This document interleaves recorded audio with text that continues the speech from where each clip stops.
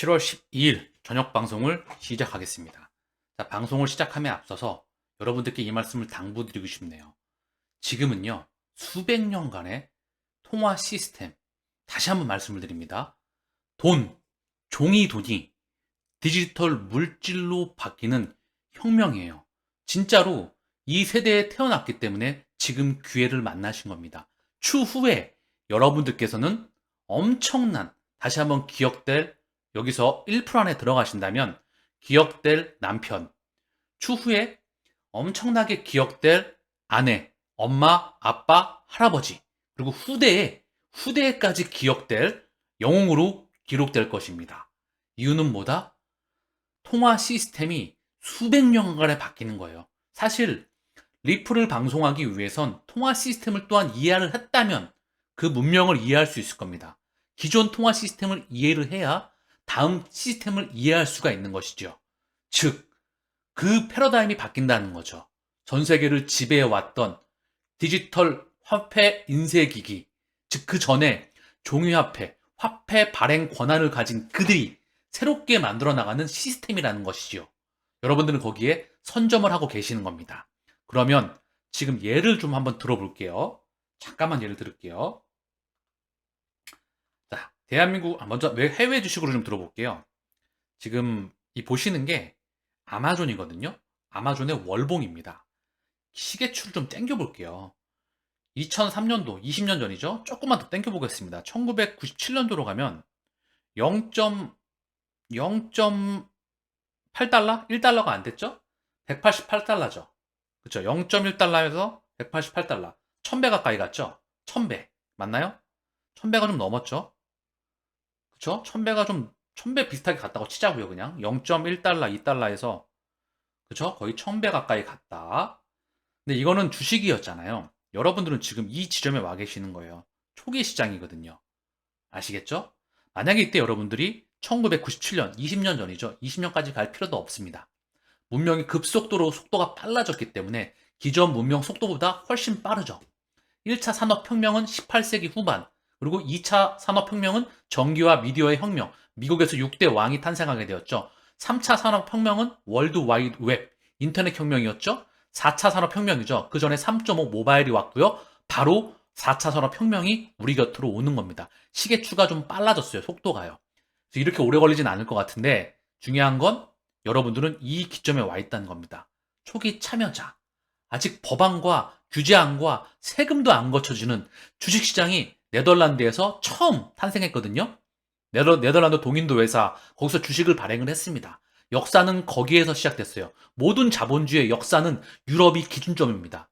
거기서 통화 발행권을 확장을 해서 미국으로 넘어와서 미국의 깃발을 꽂고 빨대를 꽂고 빨아먹었죠. 미 국채를 통해서 전 세계를 다 지배해 왔습니다. 어쨌든 중요한 건 그들의 뿌리는 같다.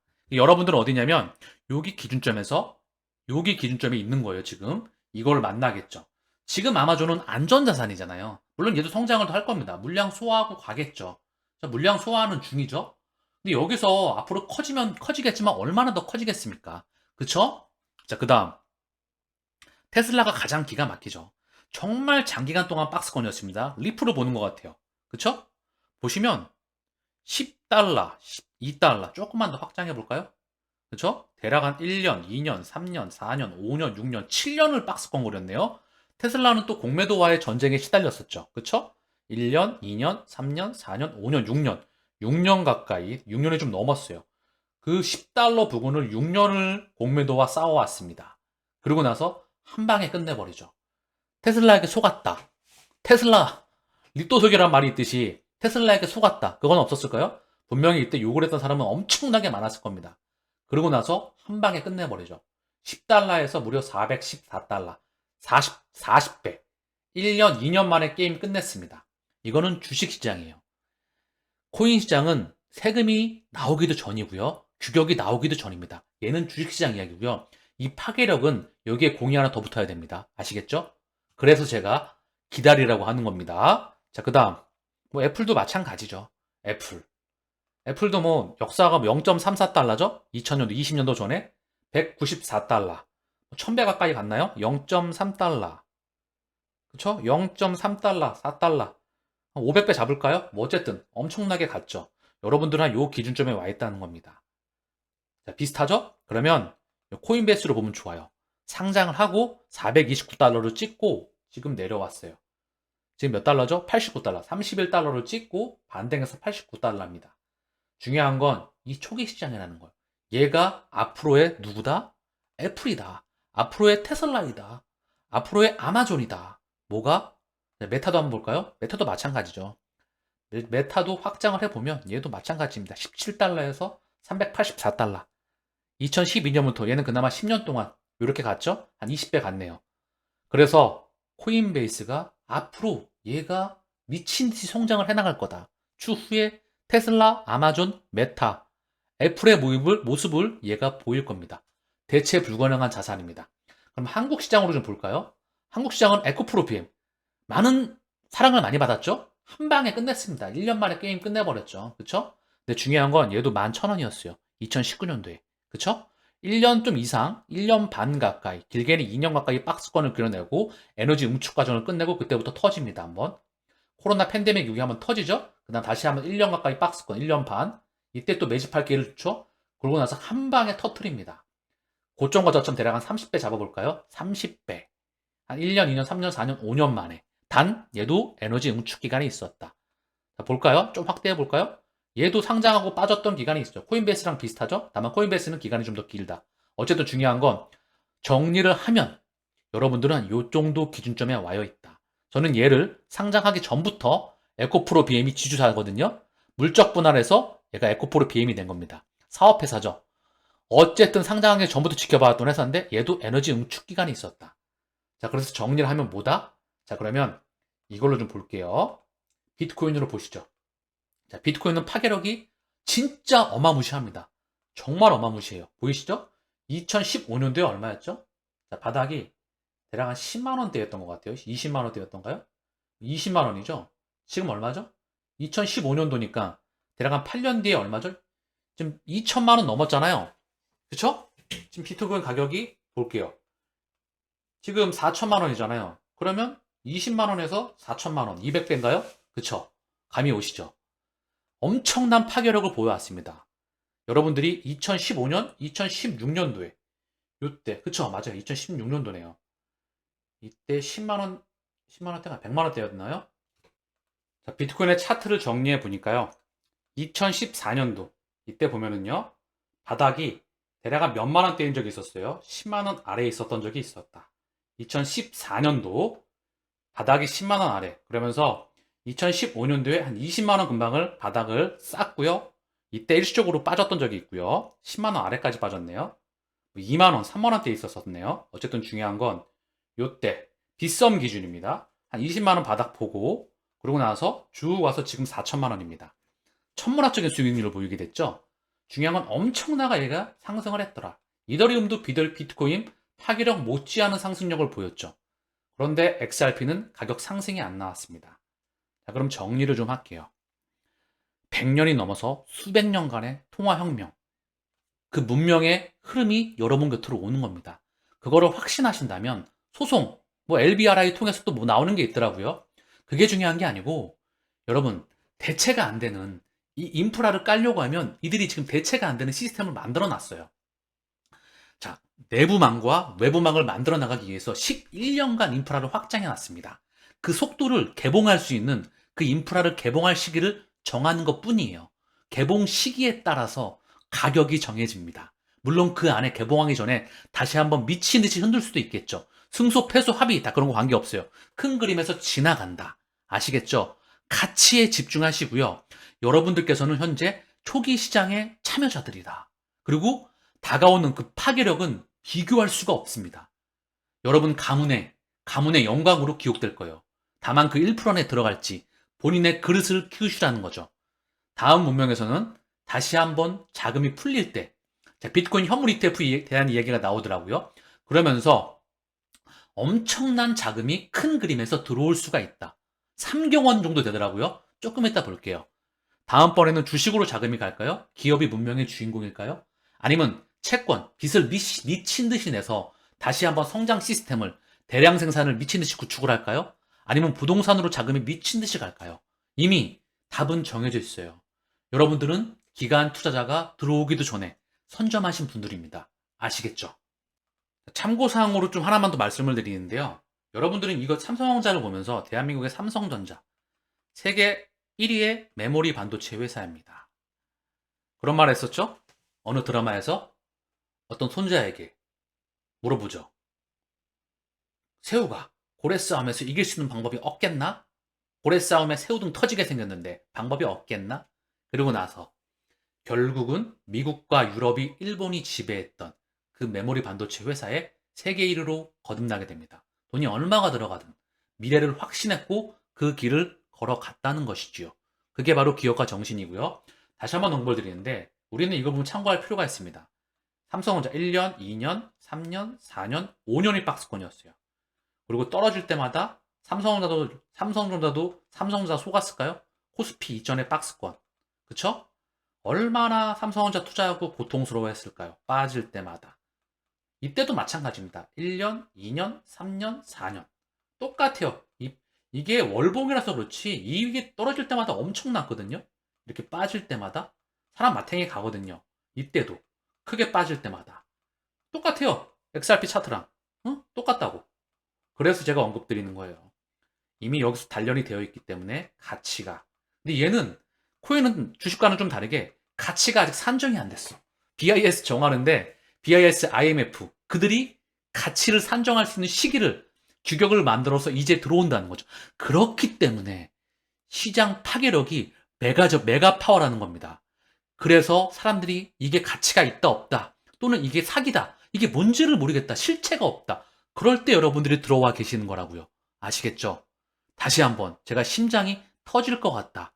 이 시장의 초기 시장 참여자로서 가치를 아신다면 묻어두셔라. 각 섹터별 1등에 XRP, 비트코인, 이더리움 기준점 왼쪽에 오른쪽에 각 섹터별 1등을 모아가셔라. 그게 바로 가상자산 ETF이다. 본인만의 포트폴리오로 싹 싸가서 간다는 거죠. 지지 않는 싸움이라는 겁니다. 시장에 투자하는 거니까. 그것도 섹터별 1등에다가 애플에 세계 최초의 모바일 회사인 애플에 컴퓨터 회사인 애플에 투자한다. 코카콜라에 투자한다. 그런 겁니다. 파일코인 저장성에서 대체가 안 되죠. 익명성, 개인정보 기술, G캐시에 상대가 안 되죠. 스위프트 2.0, XRP가 없으면 구현이 안 됩니다. 소송 지나가는 개나 주라고 하십시오. 자, 블룸버그 애널리스트, 미국 SEC가 비트코인 현물 ETF 승인 시에 30조 달러의 자본이 풀린다. 이 30달러 천문학적인 돈이거든요. 원화 기준으로 대한민국 돈 기준으로 상경 8,700조 원입니다. 삼경 8,700조 약 4경에 육박하는 금액이죠. 천문학적 금액이 시장에 풀릴 수 있다. 큰 그림에서 한 방에 풀리는 게 아니죠. 근데 큰 그림에선 이거보다 훨씬 더 많은 돈이 천문학적인 돈이 시장에 풀립니다. 확장합니다. 재무자본력뿐만 아니라 미국의 은퇴한 베이버 부모뿐만 아니라 전 세계 자금이 자산이 토큰화가 됩니다. 1200조 달러 아시겠죠? 그게 토큰화가 된다. 그리고 각 섹터별로 확장해 나간다. 1200조도 참고할 뿐입니다. 그 이상이 될 수도 있어요. 시장 규모만 1000배 이상 커진다. 조금만 더 보면은요. 미국 재무자문력 30조 달러를 관리한다. 비트코인 현물 ETF에 관심이 있다. 자, 그러면서 미국에서 비트코인 현물 ETF가 승인될 경우 은퇴한 베이비 부모와 재무자문력들이 투자에 나설 수 있다는 분석이 나왔다. 블룸버그의 ETF 분석가 에릭 발추나츠는 ETF는 재무자문력이 선호하는 투자 수단이다. 규격이 나온다는 겁니다. 금융기관이 자금을 쏘기에 규격이 정해졌다는 거예요. 그렇죠? 안전하게 보호받을 수가 있고 세금도 정확하게 거둘 수가 있고 그 시스템이 나온다는 겁니다. 금융기관 애들이 번호표를 딱 뽑고 기다리고 있어요, 지금. 그게 리플의 SEC 소송과 맞물려 있다는 겁니다. 이들은 ETF를 통해서 비트코인에 투자할 의향이 있다. 재무자본력들은 30조 달러의 규모의 자산을 관리하고 있다. 자, 이 말이 현재 나오고 있다는 것입니다. 더불어서 그레이스케일 CEO, 블랙록의 시장 참여를 환영한다. 비트코인 검증의 순간. 자, 그레이스케일의 CEO죠. 마이클 슈넨사인. 비트코인 신탁 상품에 ETF 전환을 추진 중인 그레이스케일의 블랙록, 피델리티 등 거대 자산운용사의 암호화폐 시장 참여를 환영한다는 입장을 밝혔다. 그러면서 검증의 순간이라고 생각한다. 세계 최대 자산운용사가 암호화폐 발전을 위해 공개적으로 노력하는 모습을 목격하고 있다. 자, 블랙록은 지난달 15일 비트코인 현물 ETF를 신청했다. 이어서 피델리티, 인베스코, 위즈덤트리 등 경쟁사들이 이 같은 횡보를 보이고 있다. 그레이스케일은 세계 최대 암호화폐 신탁 업체로 전통 금융기관과 경쟁 없이, 이 말이 더 꽂히네요. 전통 금융기관과 경쟁이 없다. 경쟁 없이 암호화폐 자산운용 시장을 선도해왔다. 왜 그럴까요? 다시 한번. 방금 전에 보셨던 블랙록, 피델리티, 인베스코, 자, 그리고 DCG죠? 그쵸? 얘네는 뿌리가 다 같아요. 그리고 하나만 더 제 개인적인 생각을 언급해 드릴까요? SEC 증조 고조 할아버지가 오더라도요, 이들 못 막습니다. 미국 백악관 고조 증조 할아버지가 오더라도 얘 못 막습니다. 왜냐하면 전 세계의 기득권이 그들에게 있기 때문이죠. 제 개인적인 생각입니다. 이미 원탁 K에서 종전에 결정이 됐을 거예요. 시나리오만 수정을 해나가겠죠. 그게 아니면 설명이 되지가 않습니다. 우크라이나 전쟁도 설명이 되지가 않고요. 코로나도 설명이 되지가 않습니다. 언젠가 순도 100%의 방송을 해드릴 날이 온다면, 아마 여기서는 쉽지가 않을 것 같은데, 어쨌든 중요한 건 온다면 여러분들께 중요한 건 그 순도 100%를 언급을 드리죠. 분명한 백데이터와 과학적인 근거가 있다. 그 원리를 아주 쉽게 설명해 드릴 수가 있습니다.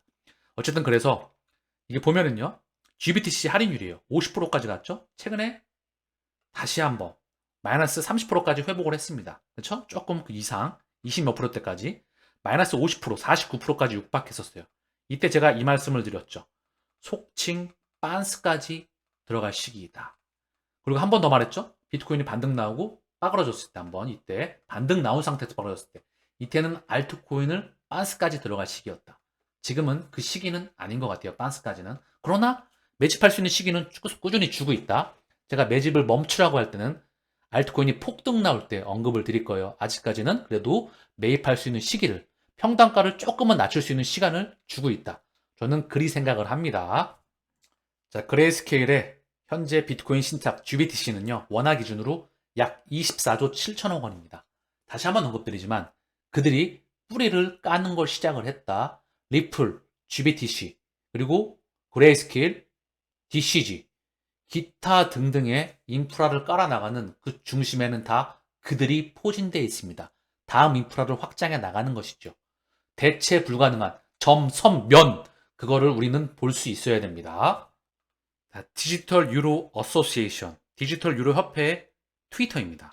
보면은요, 여기 바로 첫 페이지에 리플 CBDC 이노베이트가 딱 하고 나오네요. 디지털 유로 협회 지금 소식에 바로 오늘 업데이트가 되었네요. 리플 CBDC 이노베이트 알고 계시죠? 메인 스폰서이다. 디지털 유로, 거기가 바로 디지털 유로 어소시에이션입니다. 디지털 파운드, 스위프트, 엑센추어, 리플, 이제 여러분들도 노래 반복 어고처럼 머리에 꽂히셨죠? 그쵸? 그만큼 반복했을 때는 그만한 이유가 있는 겁니다. 보시면 리플의 CBDC 이노베이션 챌린지가 돌아왔습니다. 8월 18일까지 CBDC 앱 아이디어를 제출하고 상금을 놓고 경쟁하세요. 당신의 창의력을 빛내십시오. 지금 참가하세요. 여기 핵심은 디지털 유로 협회에서 이거를 지금 언급하고 있다. 자, 그리고 또 하나 언급합니다. BIS가 언급되고 있어요. 중앙은행 CBDC 암호화에 대한 2022년 BIS 설문조사 결과. 이거 제가 어제 다 분석해놨거든요. 요거 시간 날 때 언급을 한번 드릴게요. 이미 여기에 방송할 걸 다 준비해놨습니다. 사실은. 보시죠. 정리를 다 했고 저는 다 읽어봤어요. 다 세팅해놓고 준비해놓고 있는데 요거는 제가 차후 언급을 드릴게요. 중요한 거는 이미 인프라가 계속 확장해 나가고 있더라. 내부망과 외부망, 외부망의 심장인 스위프트 2.0, 리플 네트워크, ISO 2002 국제 표준안, 그게 바로 가치의 인터넷입니다. 그게 이미 인프라가 깔려 나가고 있다. 그 시기를 그들이 저울질 하는 것 뿐입니다. 자, 그리고 하나의 또 힌트를 주고 있네요. 디지털 유로와 프라이버시. 자, 모든 CBDC에는 프라이버시가 안 입혀질 수가 없어요. 100% 입혀집니다. 아시겠죠? 그렇기에 제가 언급드리고 있는 포트폴리오, 그거를 또 저장해 놓으시길 바랍니다. 우리는 지지 않는 투자를 하는 게 원칙이다. 그 원칙을 지키는 게 투자의 처음이자 마지막입니다. 아시겠죠? 제1의 원칙, 투자금을 잃지 않는 것이다. 제2의 원칙, 제1의 원칙을 지키는 것이다. 이게 워렌 버핏의 투자 철학의 본질이에요. 근데 여기에 우리는 하나 더 하죠. 우리는 초기 시장, 응애하고 태어난 1000배 이상 성장하는 그 시장에 1등을 다 대체 불가능한 거를 선점을 해놓는 겁니다. 추후에는 합쳐지더라건 뭐건 시간이 필요하니까 중요한 건 그 포트를 모아놓고 진행해 나가는 겁니다. 아시겠죠? 미국 상원 재무위원회 디지털 자산 과세안 관련 의견을 수렴한다. 미국 상원 재무위원장, 재무위원회 위원장 론 와이든, 마이크 그라포 간사가 관련 서한을 공개했다. 미국 의회 상원 재무위원회에서. 내용을 보니까요. 미국 상원 재무위원회 위원장과 소속 간사가 디지털 자산 과세안 관련 의견을 요청하는 서한을 공개한 것으로 확인이 되었다. 자, 그래서 여기 보이시죠? 원문이 있고요.